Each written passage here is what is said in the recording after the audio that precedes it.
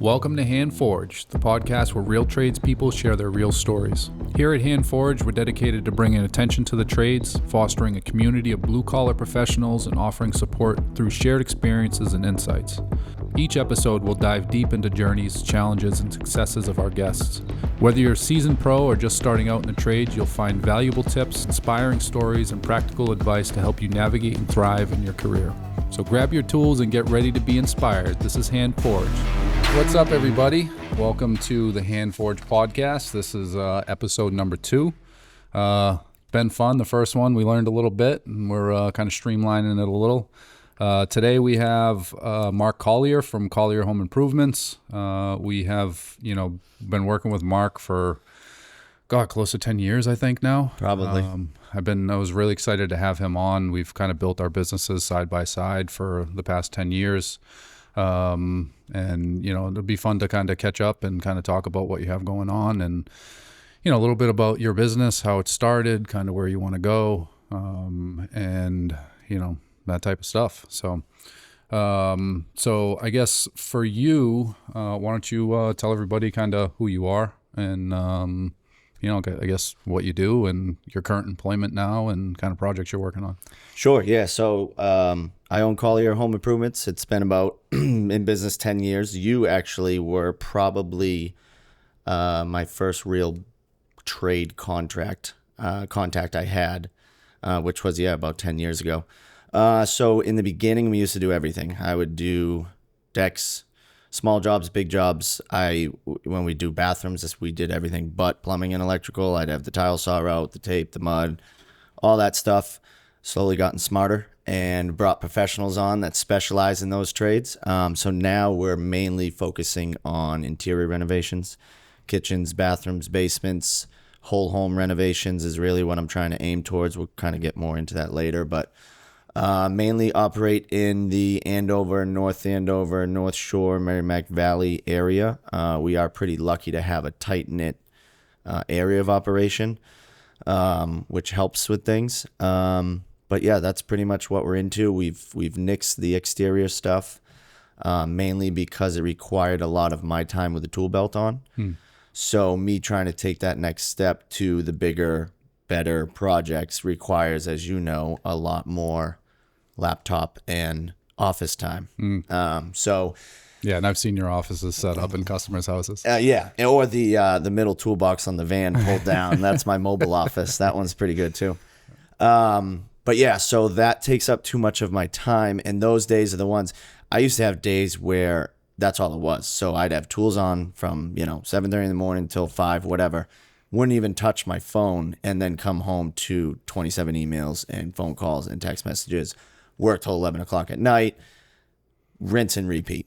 And it was all I knew. I just thought, this is what I need to do. This is my only option. And that's, again, when I was doing everything, and slowly would peel stuff back, get more people on board. And, I don't want to say I'm where I want to be, because you never want to settle, but it's pretty close to what I had envisioned. I feel like you're definitely where you wanted to be 3 years ago.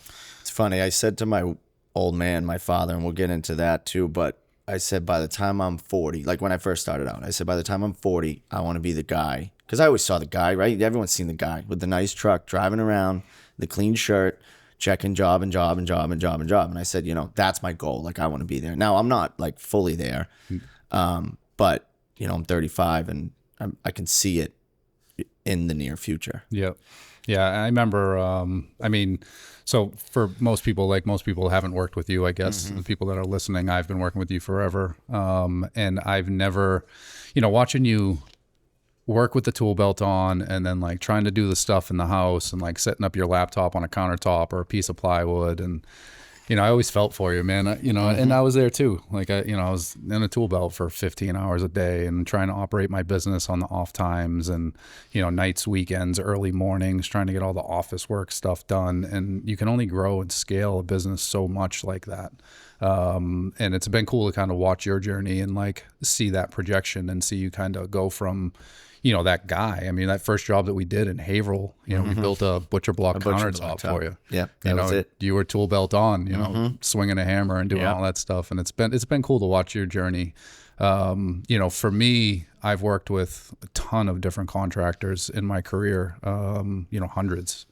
In different fields and in different areas. And, I always tell everyone that like, you're the best I've ever seen at like the scheduling, at your communication, at lining up your contractors and lining up the jobs. Like nothing is ever behind. Nothing is ever like, don't say nothing like ever. Well, That's it's from my side. Perfect. Yeah. It's pretty I'm damn pretty close, damn good, man. but I'm not, I'm just kidding. I'm not perfect. I think it's impressive, man. And that's a hard thing to do. Especially when you had your tool belt on and still managing that stuff. And I just imagine that as you get the tool belt off more and more, it's just going to streamline it and get better. My mother will tell you, no matter what I did as a kid, I was always super organized, whether it was Pokemon cards, whether it was my Legos, whatever it was, like whatever I wanted to do, the blues had to all be together and the reds. And if there was a red with the blue, like I couldn't sleep at night. So like I always had to have shit organized no matter what I was doing. And I say now that I think that part of it, and it running, Seacoast, the communication, the scheduling, communication is numero uno by far, but the scheduling, the relationships you develop, taking care of subcontractors, all of that stuff to me is way up here and above the actual work. Now, when I say that, people are going to think I'm like crazy, but it's true, because if I could be the best, have the best carpenter, tile guy, plumber, like everybody, like pick the best one in America, and I had them all, but I sucked at, like, they just show up and the homeowner doesn't know they're coming. Or I said electrical is going to take 3 days and I don't talk to the homeowner all week and that he's there for 2 weeks. Or I don't relay change orders or whatever. And the project comes out immaculate and everything's top notch. They're still not going to like me. Yeah. And still not want to do another project, because they rather, and the more, when I get customer feedback, client feedback, it's always, it's not the work. That's like the third or fourth thing they tell me about. Yeah. It's the communication. It's the people that came into their house and how polite they were. It's all that other shit besides the tight miter on a piece of baseboard. Right. You know what I mean? Or the good paint job. Yep. Because you can get that. That's a lot easier to obtain and get, especially nowadays. There's so many people doing this stuff. It's so competitive out here, especially in the North Andover area. You drive down a street, there's 4 or 5 jobs going, all by different companies. Yep. Yeah, we see that down here in Newburyport. Too. It's great. I mean, the COVID boom, right? But I guarantee you can't get, and this is just me, whatever, not trying to pump my tires, but you're not going to get the level of communication that we provide just anywhere. Like that's, like, I won't do it now because we're recording, but if I was out to eat or if I was, at a flag football game or whatever, my phone goes off and there's a text message about like, a question about this or that or the other thing, even if it's a Sunday, like I'm going to answer that. Because if I don't, the customer's going to be thinking about it. I'm going to be thinking about it. Mm-hmm. And then I'm going to get 2 or 3 more of those. And then Monday morning, it's like, all right, shit, before I can do anything, I got to go through all 5 of these things, respond back. By the time I get back to them, they might have another question or another concern or whatever it may be. So my old man would always say when I first started out, like, I'd say to him, complain, and be like, the phone hasn't stopped all day. He's like, well, just shut it off. I'm like, well, shit, like, thank you for the bright idea. Like, I wish it was that easy. Yeah. Shout out, Dad, when you see this, I love you. But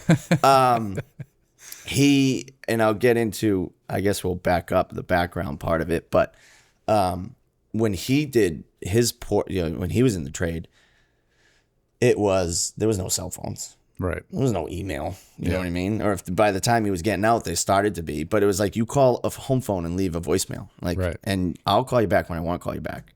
That's the problem with cell phones. Well, it's funny because you say voicemail, but it was actually like on a box that like you had to press play. And it came through a speaker. Yeah, it was an actual voicemail. What did they used to call those things? Answering machines. Answering machines. That's right. You'd have a phone and an answering machine. I forgot about the answering machine. You record your little greeting or whatever the hell it was. I'm going to bring that back, I think. You should. I lost my train of thought. But the communication and all that, it's got to be timely, and it's got to be, because then the client feels important and they realize that everything about their project is at top of your mind. Yeah. So if like I get one at Friday at 4 and I'm like, I'm done. Like I'm out for the weekend. and they don't hear from me till Monday, the things they're gonna look at that piece of trim they have a question on, whatever it may be, and then they're like, this jerk off isn't gonna, get back to me. He doesn't care. Yep. But if I text him right back within 30 minutes, like, oh yeah, don't worry about it, I know about it, or we'll switch that out, or this is why we did it that way, or whatever it may be, or if they're waiting on the delivery, whatever it is, they're gonna know it's important to me as well, just as it is to them. Yeah. And I think that one thing that you also do well is that balance, because you talk about like you have your phone on all the time, just like I do, but you're always responding to anybody or anything that comes up. But you also have kids, you also coach a football team, like you have all that outside life stuff too. And we'll get into that balance a little bit and kind of how you balance that, because I think that you and I both as fathers have been able to balance that pretty well.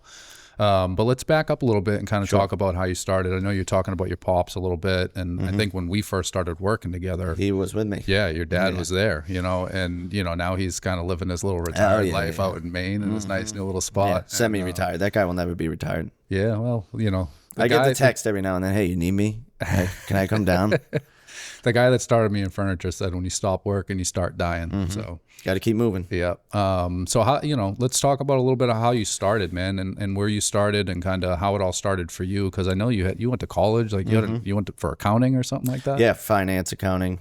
It was supposed to be accounting. You would have made a good accountant, bro.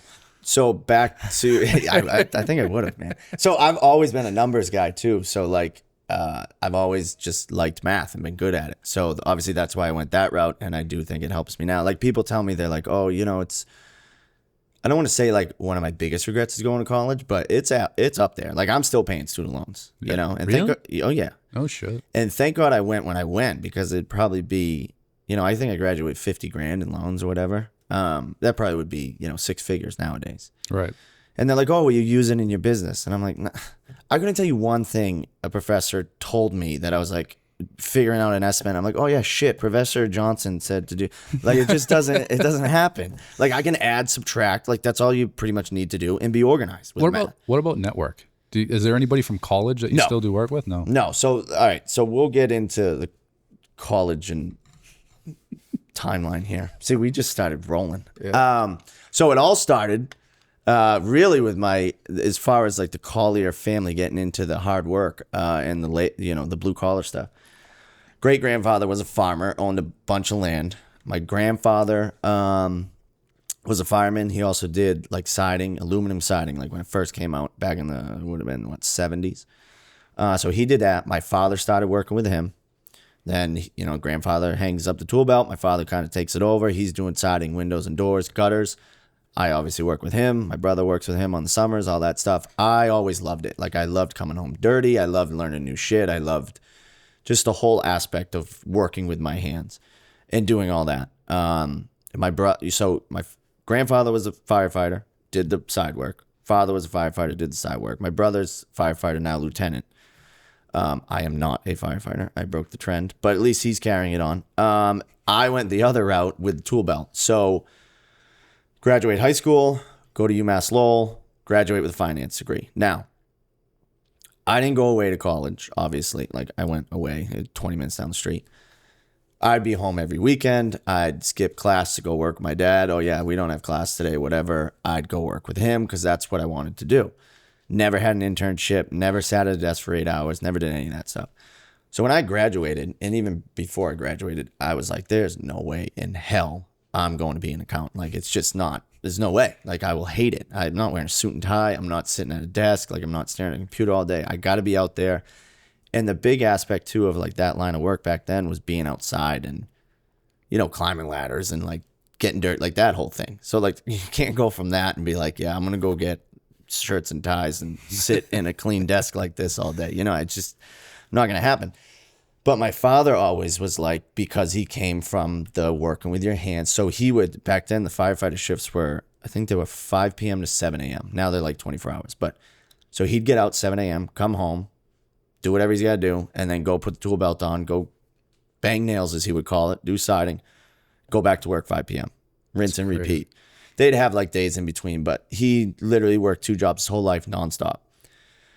So his whole thing was like, use your brain, not your body, which, okay, fine, which I'm starting to try and do now as well. Like, that was kind of the whole part of it. But I remember when I graduated, I was like, shit, man, like, he was such a component about me going to college. So when I graduated, before I knew like I wasn't going to do it. So I'm like, I gotta figure this out. So when we were in college, back to like when I would skip class and do all that stuff, he had linked up with another fireman who did kind of dabbled in the interior stuff. You know, like would do a bathroom, would do a little tile work, little luxury vinyl plank, drywall work, you know, so I started to see that. So we'd have like a bathroom. My dad would have a siding job going. We'd kind of rotate and flip flop and do all that stuff. And that's when my eyes kind of opened up and I was like, okay, I can see why he doesn't want me banging nails my whole life, like lifting ladders. Like that's a hard way your body's going to break down. For sure. But I saw the other side where like, oh, I only need a 2-step to do all my work. You know, like I'm not climbing ladders. I'm not on roofs. Like I'm inside homes, AC, heat, all that stuff. Raining doesn't matter. Like, so I saw that and I'm like, you know what? I'm going to give it a shot. So I had met my wife by that point, and I'll never forget, I made a business card on Vistaprint, cheap ass business card, like the template. Wrote Collier Home Improvements. Now, there was never a company. It was, you know, David A. Collier and Sons or whatever those generic ass names were back then. Right. So I made that business card. I went out to eat with my dad. I think my wife was there and my stepmother too. But I just remember we were talking. It was right after I graduated. And, but, you know, what are you going to do? And I just slid the business card across the table and was scared shitless of what he was going to say. Yeah. And he looked down at it and he goes, you sure? And I was like, I'm going to give it a shot. And then, as they say, the rest is history. But that was the point, and I'll never forget it. The Fireside Restaurant, Methuen, shout out them. Where I was sitting, where the table was, he was sitting across from, like I visually remember the whole thing. And that was like the beginning of it all. And then the roles reversed. Then he worked for me, you know, because then I would be bidding jobs and I would be doing that part of it. Did he have a hard time like making that transition? So it's funny because when I would work for him, he would always tell me, well, not always, but his biggest thing was when we get in the truck in the morning, I'm your boss, not your dad. Yeah. When we get home or when you get in the driveway and go to your house, wherever you're living at the time, we get out and hug, I'm your dad again. So whatever I say to you, tell you to do, however our interactions are, it's strictly business. It's not personal. So if I, you know, drop some F-bombs at you and whatever, like don't go around the back of the house and start crying. Like I don't really mean it. I just need to get the job done. Right. If I put you in timeout in work, you're not in timeout. Yeah, you know. Exactly. Tyler, you listening to all this? It's different. It's different. So when the roles were reversed, I think it was, so at that point, I'm pretty sure he was retired. He retired early. He was smart, got out of the fire department. So I think at that point he had already been retired. So it was almost like he was not a hobby, you know, I was paying him, but it wasn't like high stress. Like I got to go to the station tonight and I got to do this. Like he had definitely mellowed out. And I think it was cool for him to see me in that role. Yeah. I think it was tougher for me. And we got into it plenty. Oh, I bet. But we were now in a realm of like, I might know more than him on tiling a shower or this, that, rather than looking to him for everything. Yeah. So it was like that bounce back, like, hey, how do you want me to do this? Like the first time he said that, I was like, what the hell you mean? How you want, like, you're supposed to be the one showing me how to. So that slowly developed. And then I remember every time like we'd get a new job of something we've never done before, he'd be like, we're doing what? I'm like, yeah, we're going to go rip the shower out, you know, retile it. We'll get the plumber come in, put the glass door on, whatever. He goes, we've never done that before. And I go, yeah, this is the first time for everything. Like, we're going to figure it out. Right.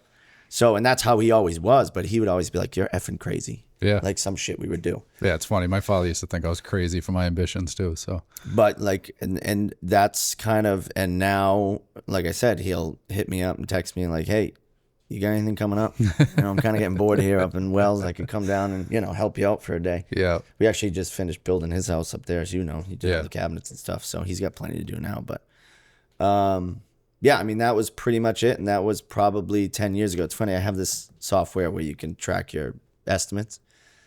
The first official job with the letterhead was actually my in-laws' house doing their siding, which was in 2014. Oh, shit. And it was for $10,000. You literally couldn't even buy material for $10,000 now. Yeah, man. I feel like that's a hard thing for a lot of people is to figure out pricing on things like that. especially, I mean, in my realm, like I figured out a good way to like quote out and give estimates on installs when I was doing cabinet installs. And it took me a while to figure it out. And, you know, now working with other installers, they're always like picking my brain a little bit. Like, how do you price, or how did you use to price for this? And I feel like that's something that we could probably get into, you know, maybe at another time, but like talk about like how people figure out their pricing and kind of what you learned to get to the point where you're at, where like you're accurately pricing these jobs, you know? Yeah. I think it definitely comes down to past experience. For and sure. I'm learning that's the thing. more and more. I feel like you have to almost screw it up in order, you have to make the mistakes. You got to take losses, right? You got to take losses, or lose a job and realize, you know, you might've been high on something or whatever. And I'm trying to get a better way of tracking that data. So I can refer back to it, especially trying to transition into bigger stuff, you know, on larger scales. Yeah. But all right, so let's get into, you know, I guess you want to jump into kind of talking about future. You want to talk a little bit about what you're doing now? Yeah. So now that like the company's established, so I know a big problem in the industry is workforce and your, you know, employees and all of that stuff. And you've had a hell of a time with that over the years. I have PTSD, man. I don't like talking about it. Well, I'm going to talk about it. And I'm going to make you jealous. So I am extremely fortunate, as you know my guys. I'm extremely fortunate with my crew. So I have two of my best friends from high school that I've known for, how old am I? Almost 20 years now, probably 20 years, that work with me. And then my older brother, when he's not, you know, at the fire department, he comes and works. So that's Collier Home Improvements. That's four right there. Then the subs, and that's obviously trial and error, and they're already an established company and that kind of thing. So I'm very lucky in that I have good people I can trust. Like I can send them to my house and, hey, go in the garage and grab this. You know, they got the code to my garage. I don't have to worry about that stuff. Right. And people out to the future aspect, I want to get into, like, I would love to be strictly large renovations. Like we did the one in Andover a year or two ago that you were a big part of. We shot the commercial at that. We touched every room in that house except for, I think, every room. And it was, you know, a large scale project. And I remember going through it like, damn, like this is what I want to do. Yeah. This is what it's all about. Obviously you're not going to, everyone's not trying to flip their whole house around. Right. Everyone's bathrooms, kitchens, and that's fine. Like that's what we're going to do. But like Corbett's, you know, where we just finished that project, it's a kitchen and two bathrooms. Like, cool. You know what I mean? That's what I want to get into. And people are like, well, why don't you hire more people? Like, I don't want to hire more people. I don't want to, like, we run 3 jobs at a time, roughly, maybe 4 if there's overlap. I'm not trying to run 8, 9, 10, 12 jobs. Like, could I? Sure. I'm sure I could do it. I'd hate it. You know, I'd be stressed to the max. I'd have 20 employees. And it would, you know, more money, more problems, man. Yep. So let me just stop you right there, because there was one point that you had the same conversation with me about taking your tool belt off. And now you're taking your tool belt off. So I just say never say never. You know, you never know like what's going to happen. Right now it doesn't fit the mold, but down the road I think it might. So down the road, back to, I got 2 little boys at home and my wife, like that's time I'm not sacrificing. So if I were to go that route, like I'm not, I see them off to school every day. I'm home every day for dinner. I shut my phone off. I don't shut my phone off, but I shut the business part of me off as much as I can. Fridays at 2. I don't pick it up till Monday morning. I don't go anywhere work related on the weekends. So for me to run that kind of size company, like that's not happening. No, well, it's not happening if you're doing it. But if you have multiple people working for you, you have a leadership team, then the leadership team. You always have the solutions. The leadership team is running. Hence why we're here. You know? You know? Just a little background. Frank and I went out to dinner a month ago. 2 months maybe, 2 months. At the JLC conference. And we left a session, 2 guys that have a podcast, very informative session. And we're like, wow, that'd be cool to have a podcast, get people on, and blah, blah, blah. And then I left, and I was like, yeah, that was a good dinner. 2 months later, here we are, and Frank got the podcast done. Yeah. So, which I respect big time. How do you? You get an idea, you do it. You know, I know some people in life, and you're one of them. Not all the time, man. I have a lot of ideas. If I had to do all of them, I'd be swamped, but the podcast idea was something that sparked something, and the idea of it. And then I have these like times during the day or in the morning. A lot of times it's early morning. I'm up early usually, or it's at night when I'm trying to go to bed, where like my mind just goes in like creative mode. And like I call it my flow state. Like I just get in this flow state, and if I don't attack that stuff and start making notes and planning things out and really looking at it, then I won't be able to sleep. I won't be able to function. Like I have to do that. So with the podcast, that was one of those things. Like we talked about it, and then I started listening to that other podcast, and I listen to podcasts all the time. I love podcasts.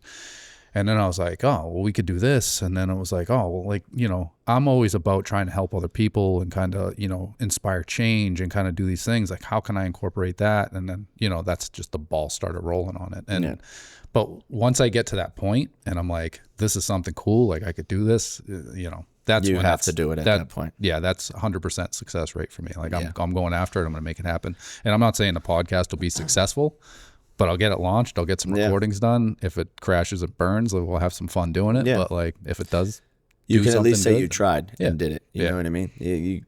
You're not gonna have regret. Yeah, that's one thing you'll never have. Yeah, and again, kind of one of my conduct codes is not living with regret. Like I have too much of that from my past. Like and if I don't do something that I think I can do and that could be helpful, like I can't live with that. It's not just part of who I am. So we'll wrap up the future part. I think where I would like to be in the future, I've always thrown around the home building thing, and I'm gonna keep that as an option. But so at one point you said never. Just saying. I know you're making leeway. I'm getting there. I'm growing up, man. I'm growing up. No, but I think I literally the interior only thing happened from that conference. Yeah, really was like those sessions were it was like the kick in the ass I needed to just do it. So that's like a big step for me, and we're just going to let that ride out for this year. And it's going good so far. Like we're booking out plenty far out where I'm comfortable. And I don't need that exterior work. I think where I would like to be is just transitioning into the interior only, bigger, better projects as much as we can get them. And then see where that takes us. And see if we get into the home building realm and the, development. I do think, back to having regrets, I do think I would want to explore that option at some point. It's just not right now. Yeah. So that's pretty much it. I mean, I don't back to the having 20 employees, I would need to have an accountant, maybe a lead estimator, like all these people. Yeah. And I do think a part of why I'm where I'm at is because I do everything. I am the face that answers the phone, goes to the estimate, goes to the contract signing, goes to the meeting 2 weeks before, on site, not every day, but multiple times a week. And I would have a hard time letting that go. Yeah. Yeah. I mean, that's a hard thing for everybody, right? Like I had the woodworking business before, and, I built that from nothing. I started in a little basement wood shop, like Tyler will tell you. It's 400 square feet. Like thing was tiny, and like I bought tools on Craigslist and yard sales, and and that's how I started the woodworking business. And I never really saw it being much more than what it was, besides just kind of tinkering and to grow that and kind of start that from nothing and to kind of grow it into what it was before I jumped out and took my tool belt off was kind of crazy. But yeah, I mean, for me, like, I think that watching you grow and like watching your team, and I kind of want to touch base on like your guys that you have now, having those friends that you grew up with and like they were your high school buddies, and having them working for you works in some kind of ways and doesn't work in some ways. But I feel like the big positive from that is like those are people that want to see you succeed. Those are people that want to help your company grow. But you've always been good at taking care of those guys too, and like having that, I think is awesome. And it is like definitely a blessing. Not a lot of people really have that, and I think that it shows in with them working with your clients. Like it just, the Collier family is like a Collier family. Right. It's like a big family. You know? Yeah. When my dad sees those guys, he's, it's a hug. How you doing? You know what I mean? Yeah. I mean, my lead guy, Mike, man, there's no way I'd be where I'm at. I could do anything without him. He's just an extension of me. Like you said, he cares, he gets it. And there is a challenge of that, and this could be a broader thing as far as getting to the challenge part. But if you have employees or people that work with you, I don't like employees and work for. I feel like everyone's together. But if you have people that are close to you that work with you, that can be a challenge, especially my older brother, like that perfect example. Yeah, it's got to be tough. I'm the younger brother. I always say, again, Matt, love you when you watch this, but if he was my younger brother, it would be a little bit easier. So if there was an issue or, it would be that relationship of the older brother, younger brother hierarchy was established when we were kids. Right. I've always looked up to him. He's always been a role model for me, being my older brother and someone I always look to for advice. I always will tell you he's the smartest person I know and always has the wealth to gain more information. So on the job site, when there's something like, hey, I would do it this way. I think we should do it this way. And there's sometimes the rebuttal of, well, we could do it this way too. And it's just that dynamic of with the best friends too. Like some days I'll go home and shit, was I, I'm having a stressed out day. This person's that person. I'm running late. I got to go there, just get it done. Or, a little expletive thrown in, you know what I mean? And then I drive out of there and I'm like, shit, I got to text him. I didn't really mean that. And that's a credit to them. They're able to separate back to the dad, I'm your boss, not your dad comment. Yeah. They get, I'm not their boss. I don't like that because we're all peers in this, but I run the ship. You know what I mean? I'm the captain, whatever, however you want to look at it. Yeah. And they understand that and they're willing to work with that. And it all works. And hopefully it stays that way and keep it going onward and upward. Yeah. Yeah. Outside of something tragic happening, I don't see it, changing for you guys. No, but, I don't either. But then for you to kind of give up, that control, which is the hard part and kind of what I was leaning towards when I started talking last time was that taking my tool belt off and I had to bring somebody on to take over my woodworking business. And it was somebody that I had trained, but only had him for a couple of years. And giving up that control was one of the hardest things I ever did in business. But I was kind of forced to because I had the cabinet company, I had the woodworking business. I had to make sure that the cabinet company was going to be successful because in the foundation of businesses that I had at the time, Seacoast Cabinet was the one that was giving all the work to the other companies. Right. It fed the other one. So I had to make sure that that was going to be a thing. And I had to, and it happened kind of quick and I had to do it. So I sat, his name's Kyle. He used to work for me. I had to sit him down and be like, listen, I'm either closing up shop with the woodworking business or I need you to take over, and it was hard because he was new to the trades and, he, lacked in a lot of different areas where I had much more experience than he did. And but I did it. And, it was one of the best things that ever happened. It's always those things that you're afraid to do that end up being, the things you stress out about the most and the things you're scared 100%. Of. Those things always end up being the best thing once it actually happens, and being able to take my tool belt off and operate and build this business that I have, has been awesome. Right. And it's it's different than working with my hands every day, but building the business and kind of doing what I've been able to do and kind of freeing up my time to be able to do things like a podcast and spend time with my kids and do all that stuff. I couldn't have done that with a tool belt on. Right. And, I was kind of held to the fire and it was either fold them or kind of change directions a little bit. And luckily it worked out. That was something we talked about too when we went out to dinner at the conference. Was I was saying how I wanted to take a step back from tools on, and focus more on the business side of things, developing different things, and we can get into kind of our process on how we do it. And I created a lot of new things in the past 5 months ever since then. And you said at that dinner, you just got to rip the Band-Aid off. Yeah.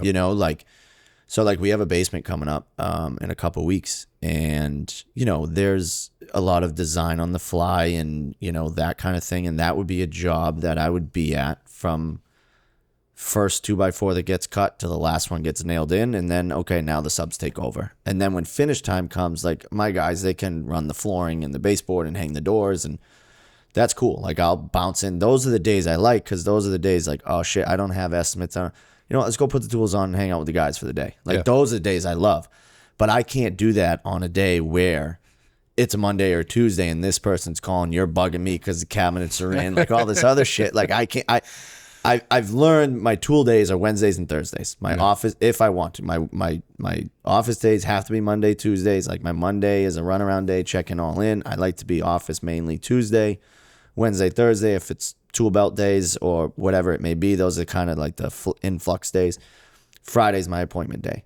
But you said to me, like, you just gotta let it go. Like there's only one way to find out if it's going to work. Right. And that's just to let it happen. So I've been doing a lot more on that smaller scale, like letting them just run all the trim and doing certain things. And there is certain things, like if we're doing a bathroom, we're moving a shower, or like I have to be there. Like there's again, design on the fly. Like we were going to put the drain here. They open up the floor. Well, there's a floor joist where we're going to put the drain. Like, what are we going to do? Right. We got to frame a box. Like, or do you want to move it? Do you want to talk to the client and see if they're cool with shifting it this way, that way? Like you can't in renovation. Like if it was building new homes, here's the house, like make it happen. Right. You know what I mean? Like, well, that would come with its own issues too that you'd have right. To but that would be a, give me a call. All right, I'll be there, in an hour type thing. Yeah. Plenty of other shit to be doing. But if we're just on site to frame up a shower and a half wall and that problem gets run into and there's 3 different solutions to it, I wouldn't want them to just pick one and go with it. Yeah, for sure. You know what I mean? And then if I'm at a meeting or I'm doing a podcast or whatever it may be, and then they're like, now they're sitting around for 2 hours. I'm thinking right now, like, all right, how am I going to do that shower? Should I do this, do that, do that? Then I drive, it's just a complete waste of time. Yeah. Rather than me just being like, all right, I'm there that day. And if I'm out of there by 11, perfect. If I'm there till 4, is what it is. Right. It had to happen. This is so, and I think it's good that I still have those days with the tool belt on, because I heard you talking in your first episode about coming from installing a kitchen where you're like, all right, I want to get all the boxes on today, and shit, by the end of the day, you actually got the crown on too. What a day. Like you drive off that job site feeling so accomplished and a sense of, success, right? Just Monday, I came back from vacation. I was literally working 13 hours on and off, outside of dinner after the kids go to bed, whatever, on my laptop. I turned to my wife and I was like, I don't even know what the hell I did today, but I know I did a lot. Right. I did 13 hours, a lot. My fingers were going like this. I know I did this thing that I did a lot of shit. Yeah. But I really couldn't tell you what I did. Yeah. I didn't land a job. You know what I mean? Like when you land a job, that's a good day, whatever.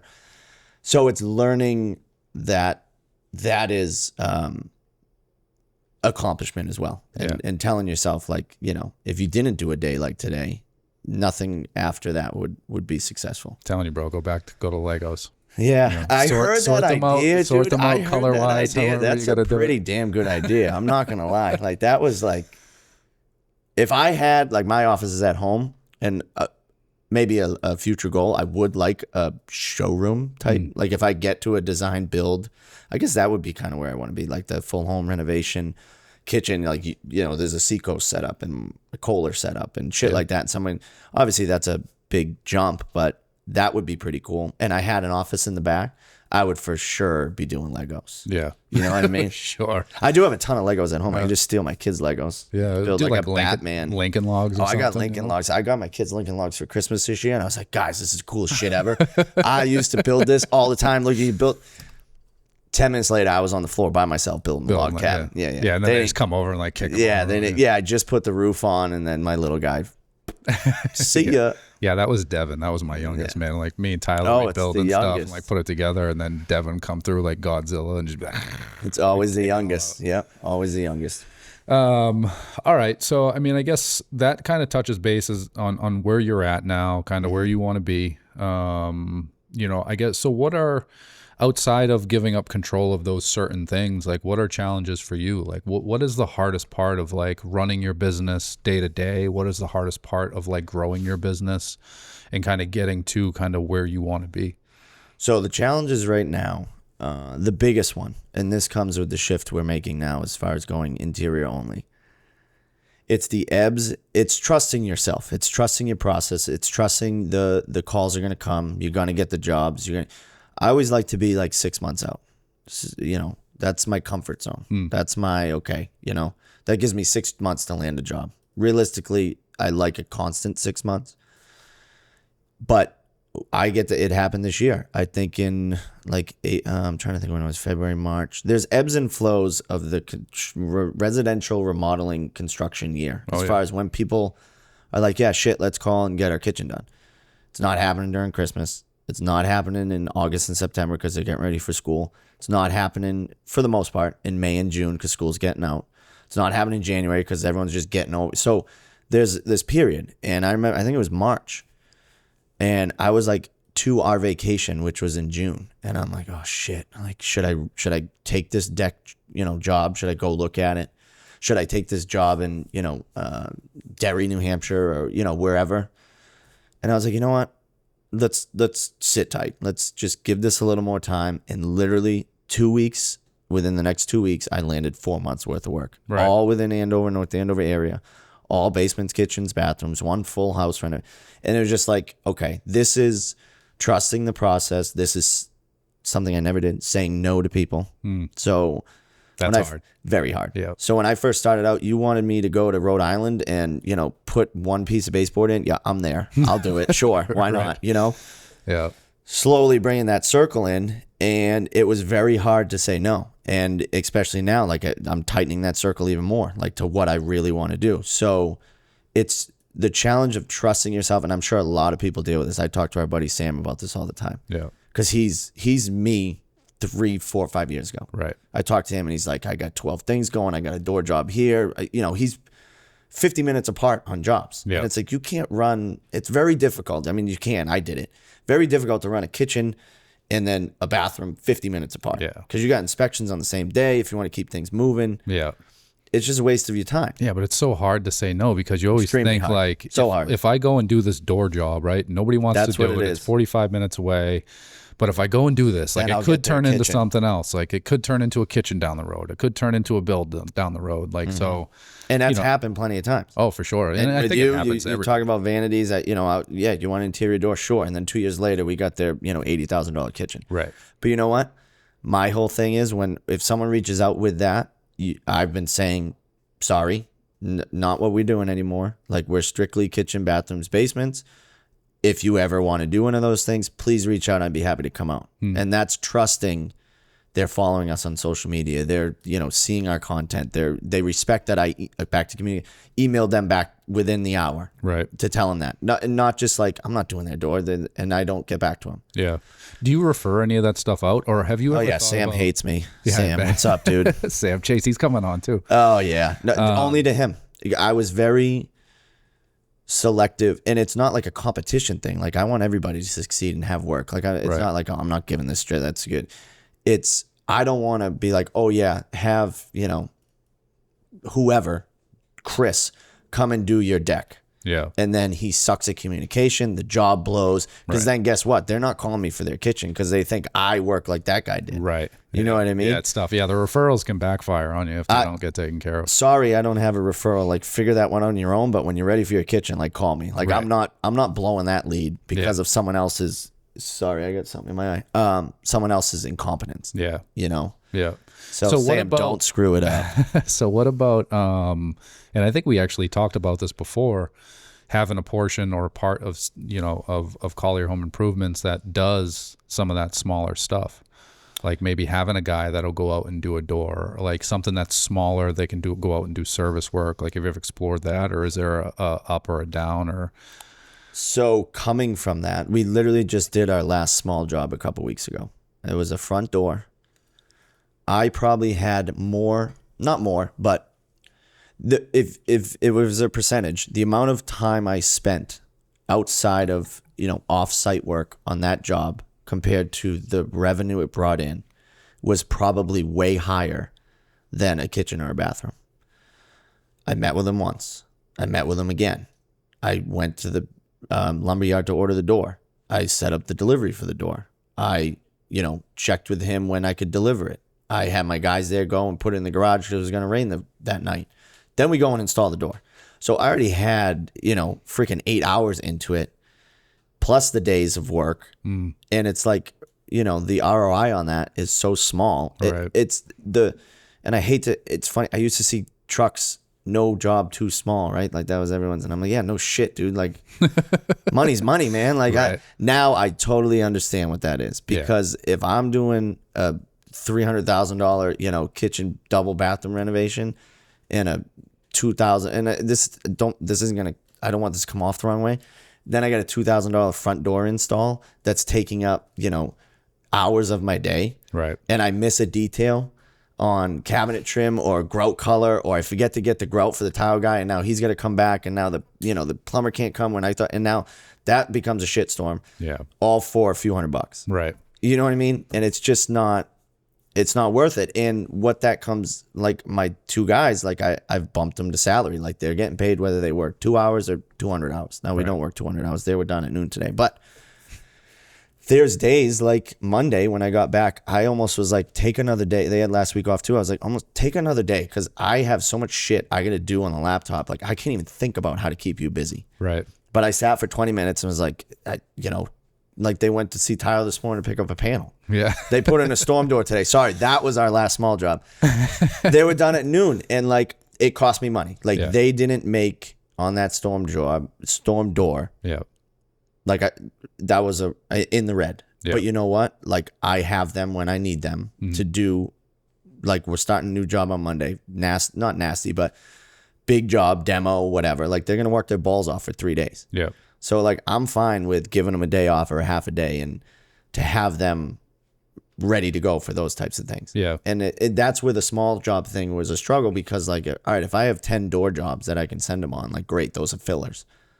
But I got to spend so much time getting those ready and ordered and situated, and then it rained. Like, all right, next Thursday they go put that door in. Yeah, guess what? It's raining out. Right. All right, shit. Now I already told the homeowner we come.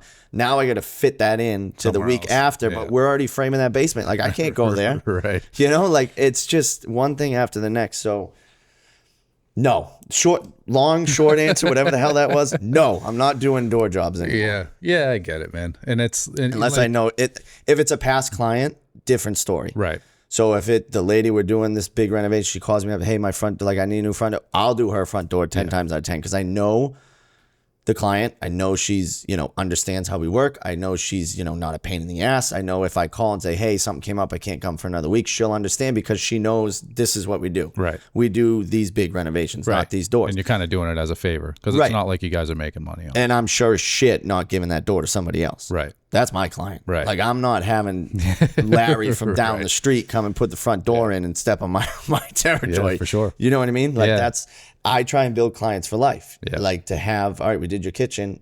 It's happening now. We just do 2 bathrooms. She said, before you leave, I want a quote on our basement. Yep. Not going to do it for another year or 2, but we just want to know what it costs, and then we'll have you back. Like young family, like those, you see the kids grow, it's back to the family aspect. That's what I want. Yeah. Yeah. I hear that, man. I get that. And I feel like, with those clients that kind of last forever, they get comfortable with you. You get to build that relationship. You get to kind of see things, like, especially for me, like I love doing kitchens because it's the heart of the house. Like that's where people get together. That's where people have their birthdays. That's where, the special dinners, 100%. These special things happen. And like to have a part in that process and to create that space for people. Like I love that, man. Mm-hmm. And that's why, it's why one of the reasons I do what I do. Yeah. Yeah. When you get to know a client, and, and every client's different, but I've developed clients, same with you, where they become friends. Like you're texting them about the Patriots game, and you know what I mean? Like it's not just about, when can you come put my vanny in, or whatever the hell it may be. It's about life, which is residential construction to me. Like that's what it's all about. It's not about, everybody's trying to make money, obviously. So what? It's about making those relationships, and it's not such a, like commercial construction nowadays. It's just a freaking, a hamster wheel. My father-in-law's in it. Like nobody gives a shit. Yeah. I think those people take pride in their work. No. I mean, some of them do, but most of them are just there like, all right, when the hell can I get the hell out of here? They're on their phone they don't give a shit about the lights they're putting up or any of that stuff. Again, some of them do, but I know my electrician cares how the light's sitting and that's flush and level. And, you know what I mean? Because you got someone to answer to too. Yeah.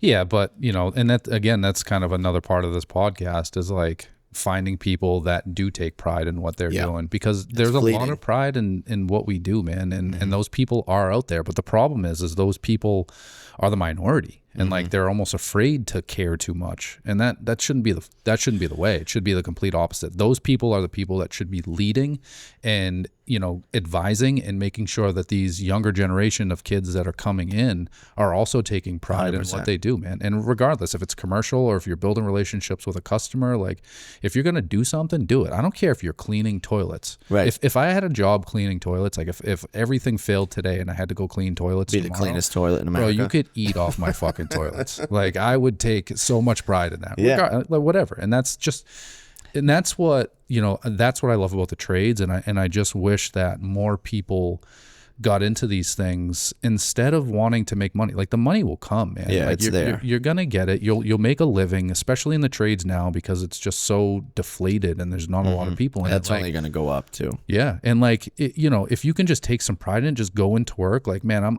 I'm going to do the best that I can on this. And, you know, again, if you're cleaning a toilet, like you're going to go to this house, like I'm going to clean that toilet, Right. and that shit is going to sparkle. People are going to have their dinner on this toilet tonight. Like I'm going to make this thing the cleanest toilet you've ever seen. Right. Like That comes down to making it worth your while too. So like, again, back to competition, there's hundreds of companies in your realm too that'll sell you cabinets, right? Yeah. They'll throw them out the freaking truck and you'll never see them again. Or you can get people like you with white glove service. But you know what? That guy's throwing it out of the truck. Just say he's 10 grand for a kitchen. Same cabinets. Yep. You're double. Well, guess what? You're going to get a way better product. So, and you're going to put the time invested in it to make that a good product because you're getting paid for your time. Right. So if you're going to just do like, you know, you get people that are like, oh, you know, I got someone that bid my bathroom at 25 grand. Can you make it happen?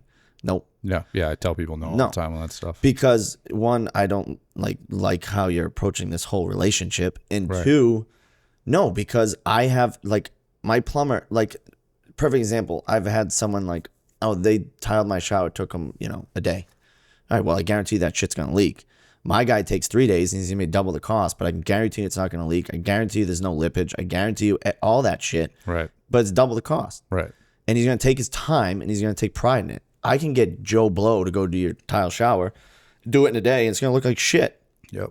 So you got to get paid for your time. And I think if that's more the focus in the trades going forward, at least at where we are, I think the quality will improve. I think too many people are trying to get a bathroom, whatever the job may be, done for the cheapest amount of money to win the job, and they're in and out. Yeah.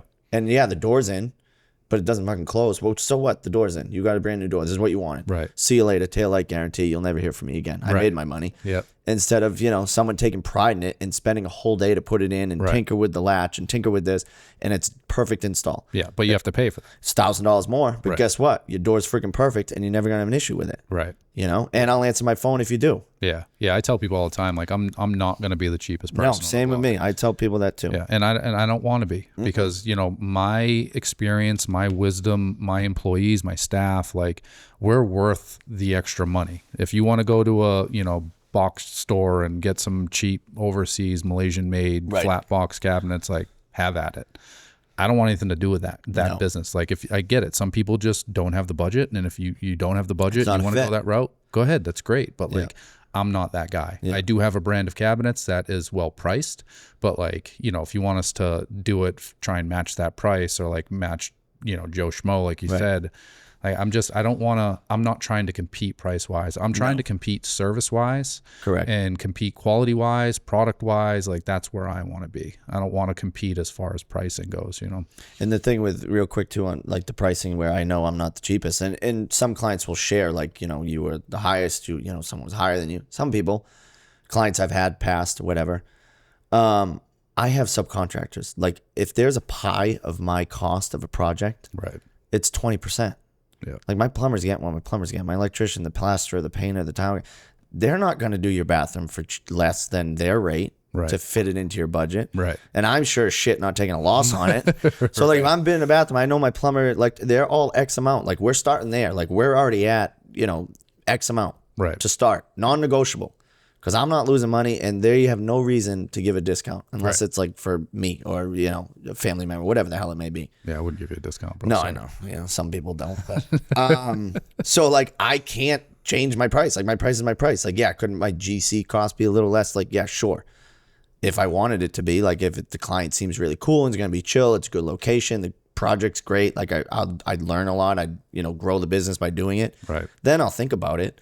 But my guys get paid the same daily rate. Right. My subcontractors get paid. Materials the same price. Like, I don't have a lot of wiggle room. Yeah. So it is what it is. So what do you think about, like, as we kind of finish up here? We're finishing up. This is a lot of fun. We got toolbox tips coming up. I think Toolbox John tips. named it toolbox tips. It's kind of practical advice, man. Like, what would you give, yourself advice for, like, 10 years ago? What would you tell, like, the young guys coming into the trades that, either want to work for someone or kind of start their own business? Like, what would you give them for advice? I think especially nowadays, and I called it the COVID boom earlier. I remember that Sunday when the world shut down, and I had 3 people call me and say, we're postponing / canceling our project. I went inside my house and told my wife, I was like, I don't know what the hell's about to happen. Like, this could be it. We could be done. Like, you can't go anywhere. Like, how am I going to go in people's homes and work? So I had one person that got us through. I mean, that's a story for another time. But then it exploded. The whole industry exploded. Equity went up, real estate market, and that's another story for another time. Dude, that was crazy, right? Like, I've told you my theory. Prepped. I've told you my theory on that whole real estate market thing. It's just, well, again, we'll talk about that another time. But it's exploded post-COVID. Like, it has absolutely exploded. There'll probably be a correction at some point, but I also think the industry is at a point as far as residential remodeling and really construction. I think new construction will drop before we do. Because people would be more apt to, and it's kind of already happening, fix up where they're at with a nice interest rate than go build a house with a high interest rate and take that big leap of faith. Well, it's funny. We call it a high interest rate, but it's not even close to where it was when we grew up. It's really low. Yeah.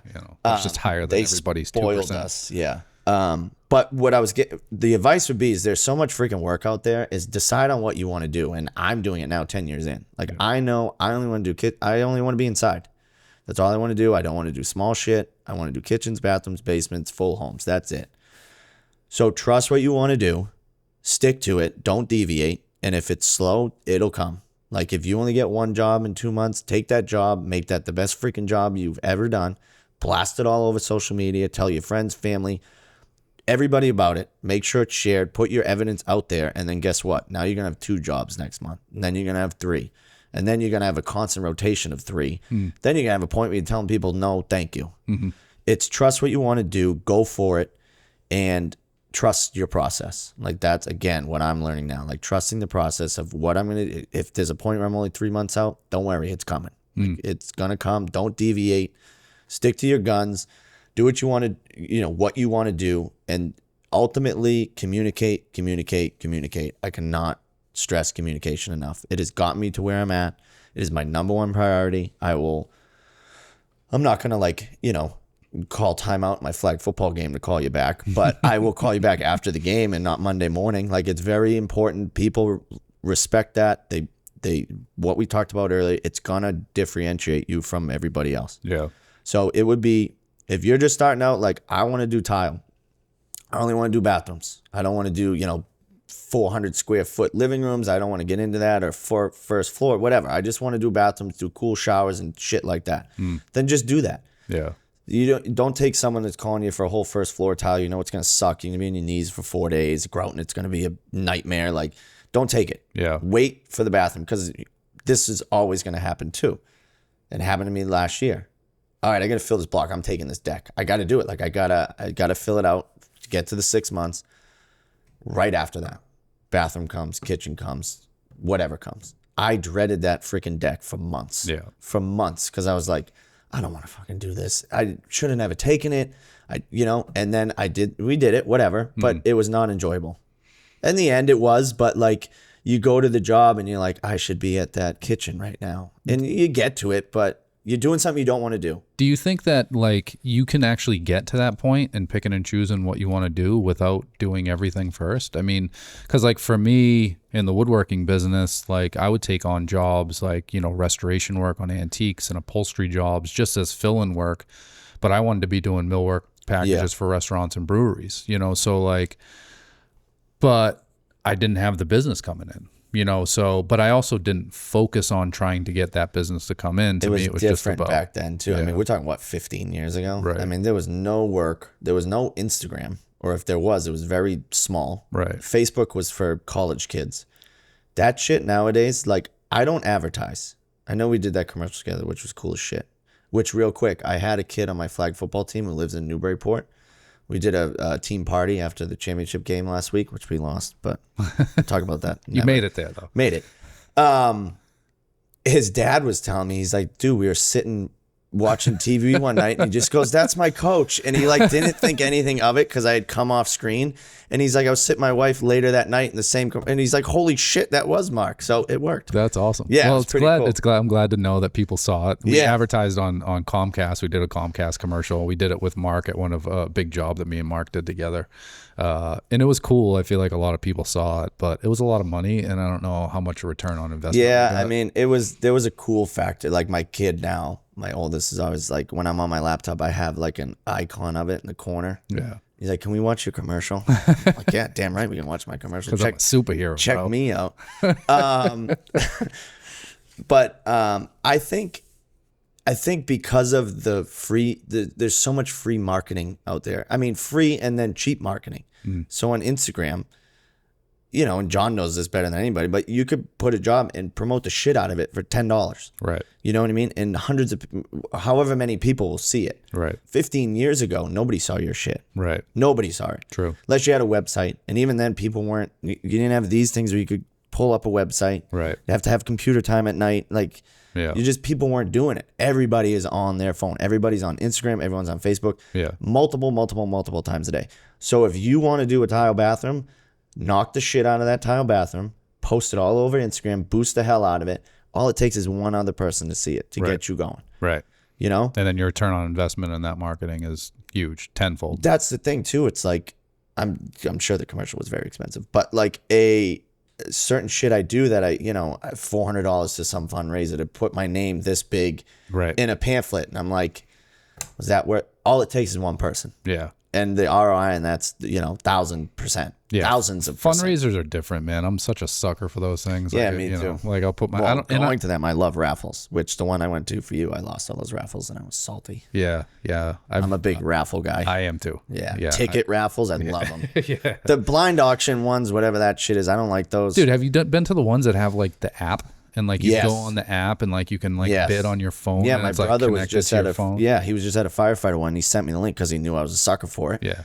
And I bid on a bunch of shit. And again, at flag football, and I got to know I lost on all of it. I need the raffle. I need the ticket where they're like 2, 6, 7. And like, I got it. 1, 4. I got it. 7. And you're like, fuck. 8. Yeah. Well, I mean, That's that goes back to you using your notebook and schedule your next time your paper calendar. Let's talk more about how I have come into 2024 with technology. I mean, you're not quite there yet, I'm but not you're even in the close. Stone Age. No, anymore. I'm not even close. As far as I'm concerned, I've made it, but I'm not even close. Yeah. Yeah, my whole company was in a notebook, and then I lost it for like 4 hours one day, and I was like, all right, I got to do something about that because I want to know what people owed me. I want to know how much. I want to know anything. Yeah. All right, man. Well, listen, it's been fun. Yeah, you got to have me back. Glad. We'll have you back 'Cause on we haven't for sure. touched on a lot of shit. We'll get on. We'll touch quick. more. So I kind of figured that me and you were just going to kind of go off on a tangent. Yeah, anyways. I mean, screw this thing. We didn't even need that. I don't know. It was. I looked at it a couple of times. It helped. I did too. It was only for the show though. Didn't pay attention. So tell everybody kind of how they can find you. I know Sure. you're huge on social media. We watch you. You have stories up try every to be, day. yeah. I don't know how the hell you have so much time to do that I- and like make the time to do that. I wish that I was better at it. I suck at it. It's more. my wife, dude. So she's from marketing. She's got a marketing background. So she's always like, you got to post stories. We do that, CHI this week thing. So every Monday she'll post what project we're on, what's happening. And then, my job is to follow up with the stories during the week of like, oh yeah, this job's getting plumbing done here. This is what we're doing for the plumbing. Like, and back to ebbs and flows. Like this week, I've been pretty good. I'll text her and be like, "Watch my stories, I killed it." And then I'll go through a period where like I don't do it because some days you just don't have content. Yeah. And like I'm like, oh, I could show the van and like, yeah, no one gives a shit about that. Like I don't want to be over. We're like, oh, what is this guy going to show me his donut? Like, I want to see that. So then people aren't going to click on my shit. Yeah. I got to make it. So April, did you hear that? His wife actually does some of that stuff for him. Just putting it out there. Yeah. So where can people find you, man? Yeah, how can people contact you if they want work done? How can people reach out to you on social media? Collier Home Improvements on Facebook and Instagram. Collier Improvements at gmail.com. That's the best way to get in touch with me. Don't text me. I see a text, I forget about it, and then I don't get back to you, and it bugs me. So send me an email, because I have OCD about my inbox. And when I scroll on my phone, if it goes more than like a second of scroll, I got to take 10 minutes and respond and delete and put them in folders, or else I'm all screwed up. And then CollierHomeImprovements.com. Cool. Brand new site that, again, my wife put together. Shout out you. Thank you. You hear that, April? Yeah, Kelly. Go check that out. It's brand new. We got a lot of stuff up there. And there's a link right on there, Project Inquiry. It's actually probably the best way if you're interested in getting a quote from us is to go that route, because it goes right to my email. Again, my OCD email will kick in and I'll get back to you immediately. If you call me, text me. I have in my voicemail to email me for a quote. So I'm not the greatest at responding to new text and voicemails. Yeah, I could do a whole episode on communication with people. Text messages is at the bottom of that. Yeah, I need to, when my phone rings, if it doesn't come up with a name, I'm not answering it. And then if it goes to voicemail, the chances of me circling back on that are slim to none. Yeah, hence why follow directions and please email me. And I will get back to you within the hour, I promise. Yeah, man. Listen, it's been awesome. Absolutely. Thank you for having me. Yeah, no problem, man. I'm so glad you came on. I'm glad you were the first guest. Me too. I'm very honored. And if you didn't make me the first guest, you would have never heard the end of it. Because we had this idea together. Yes, we did. For sure. You did all the work. Yeah. But I like to think I kind of had the idea too. Yeah, it was there. I wasn't going to make it happen, but I'm glad you did. Yeah, man. Yeah, for sure. So listen, thank you everybody for listening. Happy to have Mark Collier of Collier Home Improvements on. We're going to get the next episode scheduled. I think it's next week with an interior designer. So look out for that. But until then, have a good one, everybody.